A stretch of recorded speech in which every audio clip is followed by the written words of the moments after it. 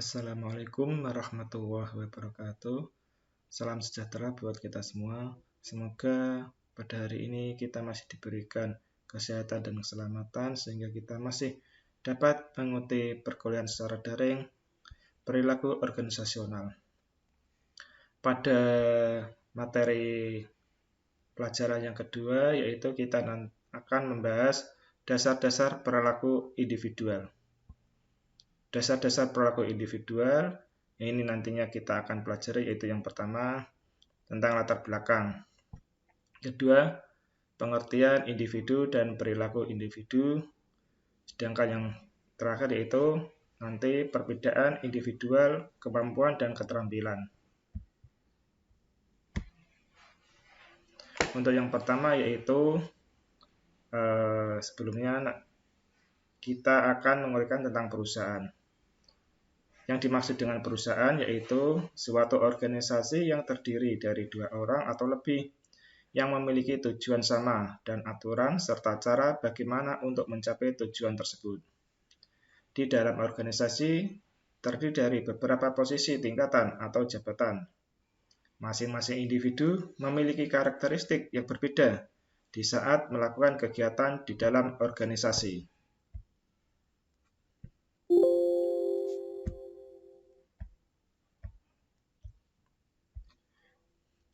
Individu menurut konsep sosiologis yaitu berarti manusia yang hidup berdiri sendiri.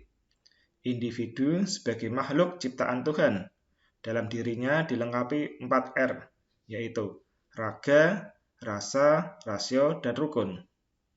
Perilaku individu diartikan sebagai suatu sikap atau tindakan serta segala sesuatu yang dilakukan manusia atau individu itu sendiri, baik dalam pekerjaan maupun di luar pekerjaan. Setiap individu membawa sikap atau ciri khas sikap ke dalam tatanan organisasi, yaitu meliputi kemampuan, kepercayaan pribadi, pengharapan, kebutuhan, dan pengalaman masa lalu. Kerangka perilaku individu, yaitu di sini kerangka perilaku individu meliputi 4. Kita bagi 4 yaitu lingkungan kerja, individu, perilaku, dan hasil. Lingkungan kerja ini di sini meliputi tentang desain pekerjaan, kepemimpinan, penghargaan, dan sikap. Non-kerja atau tidak bekerja yaitu meliputi keluarga, lingkungan, kesenangan, dan hobi. Sedangkan individu meliputi kemampuan dan keterampilan, kepribadian, sikap, umur, ras, dan pengalaman. Sedangkan perilaku yaitu proses berpikir. Berkomunikasi ini tentang berbicara, mendengarkan, dan observasi, sehingga akan menghasilkan yang pertama itu suatu prestasi, pengembangan pribadi, hubungan dengan pihak lain, dan kepuasan. Kita akan melakukan pembahasan yaitu tentang kemampuan dan keterampilan individual. Yang dimaksud dengan kemampuan atau ability yaitu kapasitas seseorang individu untuk melakukan beragam tugas dalam suatu pekerjaan. Di sini ada 2, yaitu kemampuan intelektual atau intellectual ability. Kemampuan intelektual atau intellectual ability yaitu kemampuan yang dibutuhkan untuk melakukan berbagai aktivitas mental, berpikir, menalar, dan memecahkan masalah. Di sini ada 7 dimensi untuk membentuk kemampuan intelektual, yaitu kecerdasan angka, pemahaman verbal, kecepatan persepsi, penalar induktif, penalar deduktif, visualisasi spasial, dan daya ingat. Di sini kita akan membahas tentang dimensi kemampuan intelektual sampai dengan kecerdasan. Yang tadi dikatakan ada 7 dimensi, yaitu dimensi yang pertama tentang kecerdasan angka. Kecerdasan angka dengan deskripsinya yaitu kemampuan untuk melakukan aritmatika dengan cepat dan akurat. Di sini untuk contoh pekerjaan yaitu sebagai akuntan. Seorang akuntan itu menghitung pajak penjualan serangkaian barang. Dimensi yang kedua itu pemahaman verbal dan deskripsi, kemampuan memahami apa yang dibaca atau didengar dan hubungan antara kata-kata. Contoh pekerjaannya yaitu sebagai manajer pabrik. Dia akan mengikuti kebijakan perusahaan pada perekrutan. Dimensi yang ketiga yaitu kecepatan persepsi. Di sini mendeskripsikan yaitu kemampuan mengidentifikasi kemiripan dan perbedaan visual secara cepat dan akurat. Di sini kita ambil contoh pekerjaan yaitu sebagai penyelidik kebakaran, di mana seorang penyelidik kebakaran itu harus mengidentifikasikan petunjuk untuk mendukung tuntutan pembakaran secara sengaja. Dimensi yang keempat yaitu penalaran induktif. Di sini deskripsinya yaitu kemampuan untuk mengidentifikasi urutan logis dalam suatu masalah dan kemudian memecahkan masalah tersebut. Ini contoh pekerjaan yaitu sebagai periset pasar. Periset pasar itu harus dapat meramalkan permintaan untuk sebuah produk pada periode waktu selanjutnya. Dimensi yang kelima yaitu dimensi penalaran deduktif. Di sini deskripsinya yaitu kemampuan menggunakan logika dan nilai implikasi dari sebuah argumen. Contoh pekerjaan yaitu sebagai pengawas. Pengawas ini dia harus memiliki antara dan saran berbeda yang ditawarkan oleh karyawan. Yang keenam yaitu dimensi visualisasi spasial. Di sini deskripsinya yaitu kemampuan membayangkan bagaimana sebuah objek akan terlihat posisinya dalam ruang diubah. Di sini contoh pekerjaan yaitu sebagai seorang dekorator interior, yaitu mendekorasi ulang sebuah kantor. Sedangkan dimensi yang terakhir yaitu yang ketujuh yaitu dimensi daya ingat. Deskripsinya yaitu kemampuan untuk menyimpan dan mengingat pengalaman masa lalu. Di sini dia sebagai tenaga penjual.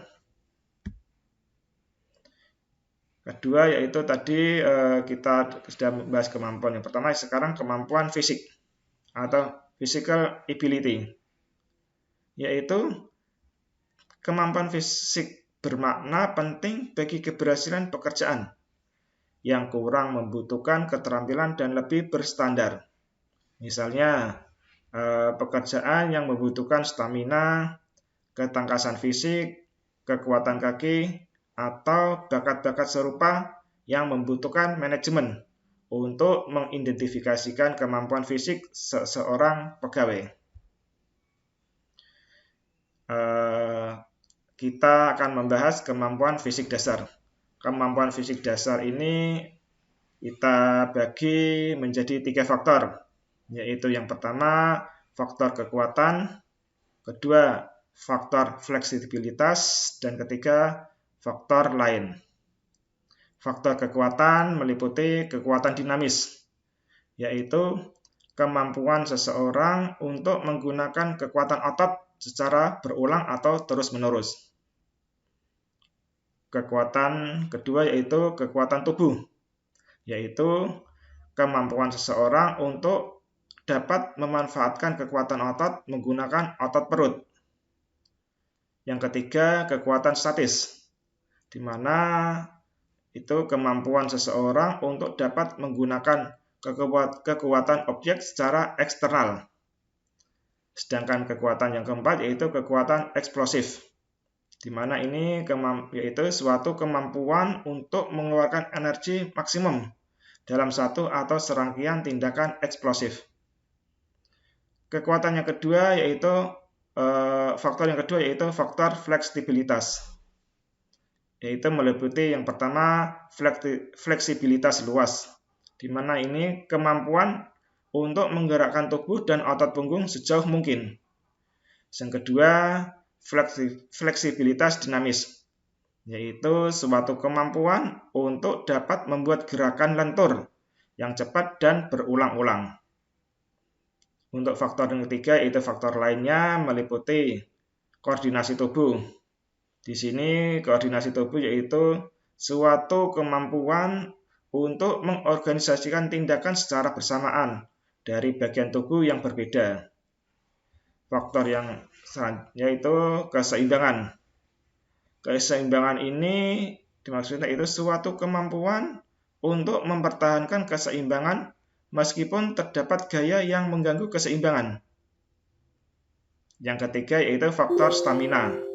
Di sini faktor stamina yaitu suatu kemampuan untuk mengerahkan upaya maksimum yang membutuhkan suatu berkelanjutan. Selanjutnya kita akan membahas tentang karakteristik biografis. Karakteristik biografis ini yaitu karakteristik pribadi seperti umur, jenis kelamin atau gender, ras, dan masa jabatan yang bersifat objektif dan mudah diperoleh dari catatan personel. Masuk untuk karakteristik yang pertama yaitu karakteristik usia. Di sini usia yaitu hubungan umur dan produktivitas serta hubungan umur dengan absensi. Hubungan umur dan produktivitas yaitu umur meningkat, produktivitas menurun.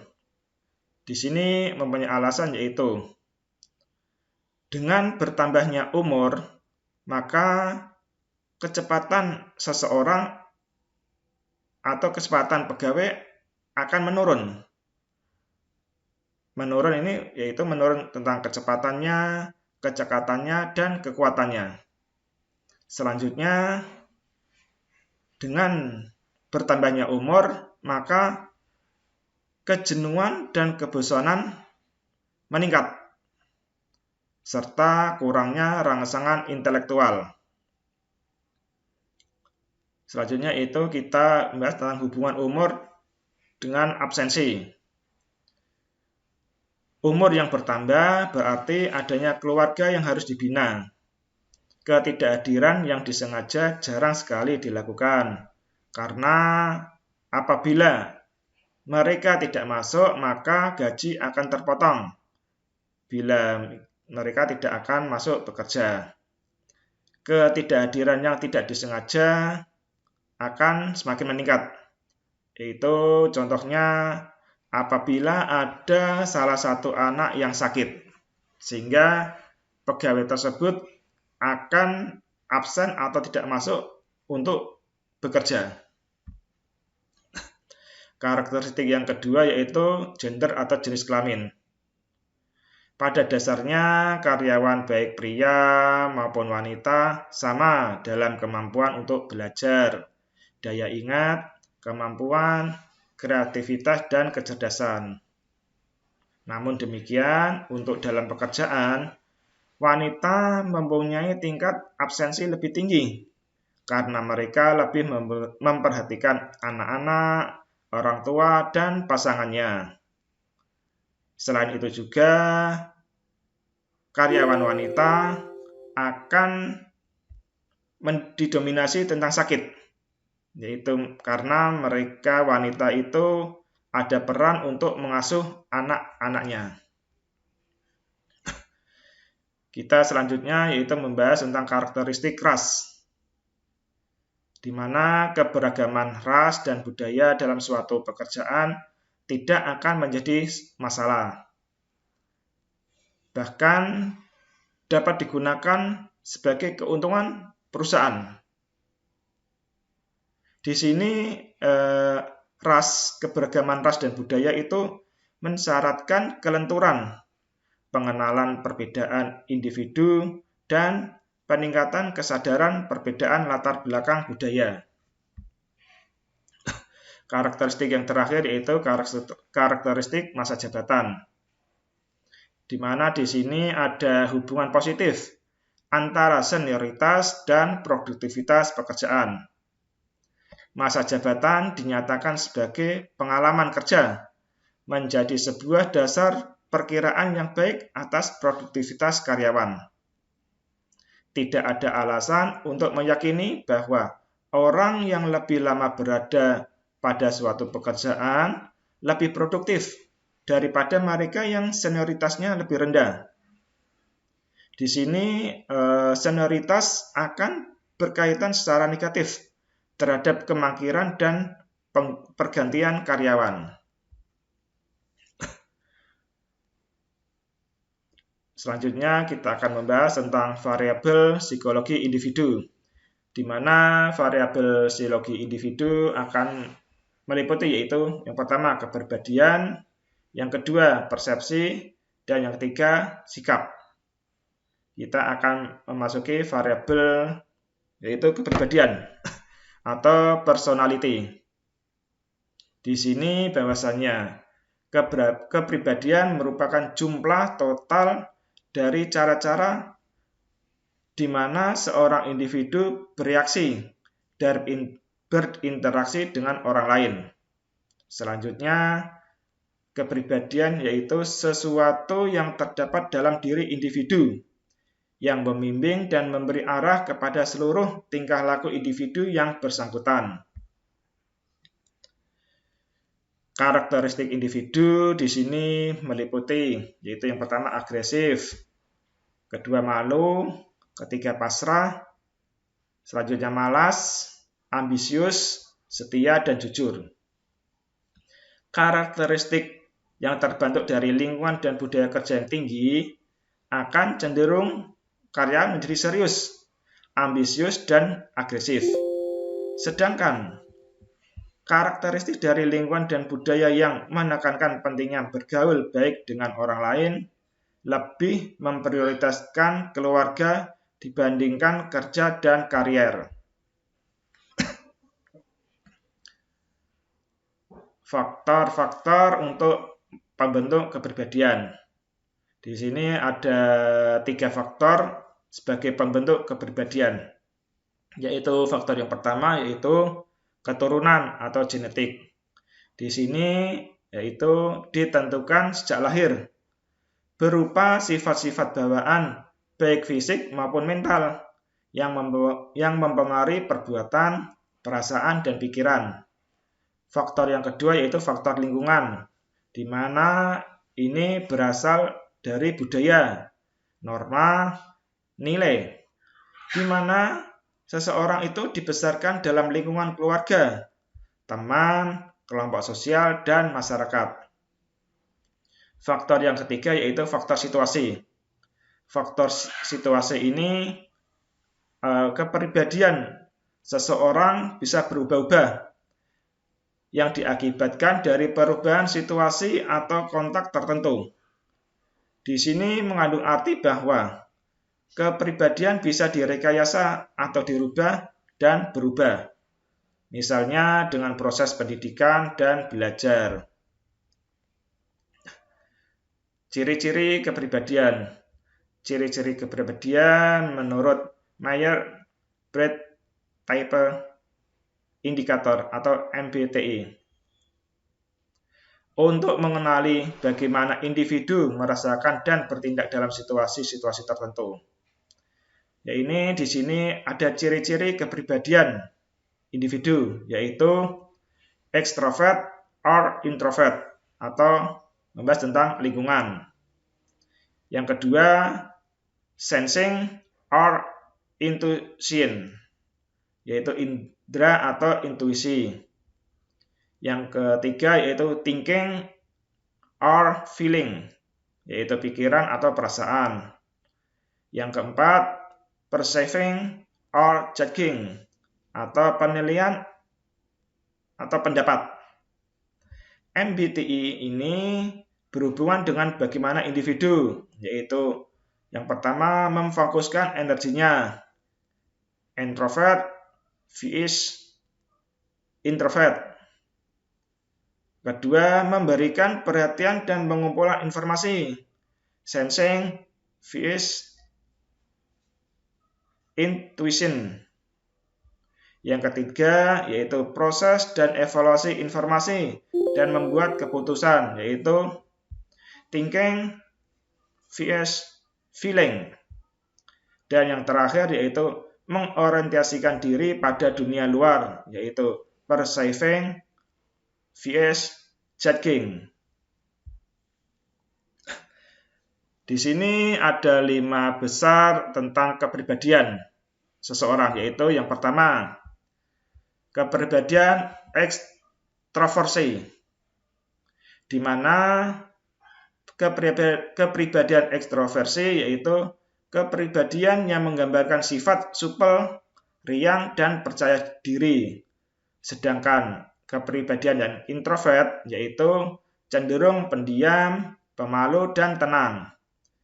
Yang kedua, kepribadian kemampuan untuk bersepakatan, yaitu kepribadian yang cenderung tunduk kepada orang lain, bersifat kooperatif, hangat, dan percaya diri. Sebaliknya, pribadi yang rendah kemampuan untuk bersepakat, bersifat dingin, antagonistik, dan tidak mampu bersepakat. Yang ketiga yaitu kepribadian kemampuan untuk mendengarkan suara hati. Di sini artinya yaitu pribadi yang sangat peka terhadap suara hati, bersifat terorganisir, tanggung jawab, dapat dipercaya, dan sangat gigih. Sifat sebaliknya adalah mudah bingung, tidak andal, dan tidak terorganisir. Selanjutnya, kepribadian stabilitas emosi. Stabilitas emosi yaitu kepribadian yang mencerminkan diri seseorang yang tenang, percaya diri, dan merasa aman. Sifat sebaliknya adalah orang yang cemas, gugup, tertekan, dan merasa tidak aman. Karakter kepribadian yang terakhir yaitu kepribadian keterbukaan terhadap pengalaman. Di sini maksudnya yaitu kepribadian yang mencerminkan sifat imajinatif, sensitivitas, dan ingin tahu. Sifat sebaliknya dari keterbuka ini pribadi yang menemukan rasa nyaman bila sudah akrab dengan lingkungannya. Karakteristik yang kedua yaitu karakteristik persepsi. Di sini artinya yaitu persepsi merupakan individu menggunakan panca indera untuk mengenal lingkungan, pandangan, sentuhan, pendengaran, pengecapan, dan pembuatan dalam mengorganisasikan informasi dari lingkungan. Persepsi akan dapat membantu individu dalam memilih, mengatur, dan menyimpan, serta menginterpretasikan rangsangan untuk menjadi gambaran dunia yang utuh dan berarti. Sekarang kita akan memasuki karakteristik sikap, di mana sikap ini merupakan intrinsik dari perasaan kepribadian seseorang. Komponen sikap ada 3, yaitu afeksi. Afeksi ini berarti emosi atau perasaan, komponen sikap yang dipelajari dari guru, orang tua, dan anggota kelompok sebayanya. Yang kedua, kognisi. Di sini yaitu suatu kemampuan dari sebuah sikap yang terdiri dari persepsi, pendapat, dan kepercayaan seseorang, proses berpikir, dan logika. Komponen sikap yang ketiga yaitu perilaku, di mana perilaku ini mengacu pada kecenderungan seseorang dengan rasa ramah, hangat, agresif, serta tidak ramah. Demikian materi tentang dasar-dasar kepribadian individu. Di sini dengan kepribadian individu maka kita akan mengetahui karakteristik pribadi individu. Di sini karakteristik akan meliputi yaitu yang pertama bisa karakteristik umur, yang kedua jenis kelamin atau gender, yang ketiga ras, dan yang terakhir adalah masa jabatan. Di sini dengan karakteristik pribadi seseorang itu akan dapat diketahui perilaku individunya. Selain itu juga di sini juga dibahas tentang kepribadian, persepsi dan sikap seseorang atau karyawan dalam suatu perusahaan. Kepribadian, tadi karakteristik kepribadian ada yang agresif, ada yang malu, ada yang pasrah, ada yang bersifat malas, ambisius, setia, maupun kepribadian yang jujur. Selanjutnya untuk persepsi ini dimaksudkan bahwasannya untuk mengenal lingkungan itu ada menggunakan panca indera, yaitu dengan pandangan, sentuhan, pendengaran, pengecapan, dan pembuatan dalam mengorganisasikan informasi dari lingkungan. Selain itu juga untuk dapat memilih, mengatur, dan menyimpan serta menginterpretasikan rangsangan menjadi gambaran dunia yang utuh serta berarti. Sedangkan sikap, di sini sikap itu ada 3 komponen, yaitu sikap afeksi, sifat kognisi, dan sikap perilaku. Demikian materi perkuliahan daring yang kedua ini. Semoga dapat bermanfaat bagi teman-teman mahasiswa, dan akhirnya kurang lebihnya mohon maaf. Assalamualaikum warahmatullahi wabarakatuh.